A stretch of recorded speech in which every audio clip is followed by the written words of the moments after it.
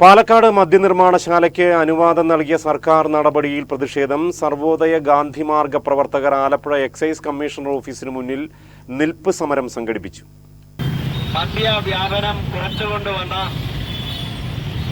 കേരളത്തെ മദ്യവർജന സംസ്ഥാനമായി മാറ്റും എന്ന വാഗ്ദാനമാണ്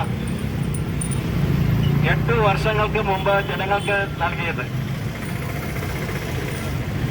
കഴിഞ്ഞ 5 വർഷത്തെ ഭരണകാലത്തിൽ ആ വാഗ്ദാനം നടപ്പിലാക്കുവാൻ അവരെ കൊണ്ട് സാധിച്ചില്ല.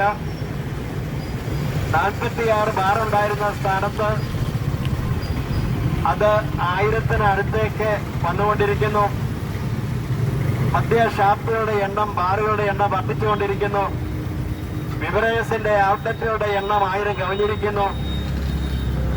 രണ്ടാമതും തെരഞ്ഞെടുപ്പിനെ നേരിട്ട സമയത്ത് അവർ അവരുടെ വാഗ്ദാനം പാലിക്കുകയും, വാഗ്ദാനം പാലിക്കുക എന്ന് പറഞ്ഞാൽ പ്രകടന പത്രികയിലൂടെ വാദിക്കുകയും വീണ്ടും മദ്യവർജനത്തിന് മുൻതൂക്കം നൽകുന്ന രീതിയിലുള്ള ഭരണപരിഷ്കാര നയപരിപാടികൾ ആവിഷ്കരിക്കുമെന്ന് അവർ ഉറക്കെ പ്രഖ്യാപിക്കുകയും ചെയ്തിട്ട് ഇപ്പോൾ 2.5 വർഷം കഴിഞ്ഞിരിക്കുന്നു.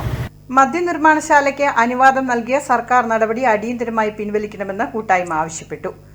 ഗാന്ധിയൻ ദർശനവേദി ചെയർമാൻ ബേബി പാറക്കാടൻ നിൽപ്പ് സമരം ഉദ്ഘാടനം ചെയ്തു. PA കുഞ്ഞുമോൻ അധ്യക്ഷത വഹിച്ചു. ME ഉത്തമക്കുറുപ്പ് മുഖ്യ പ്രഭാഷണം നടത്തി.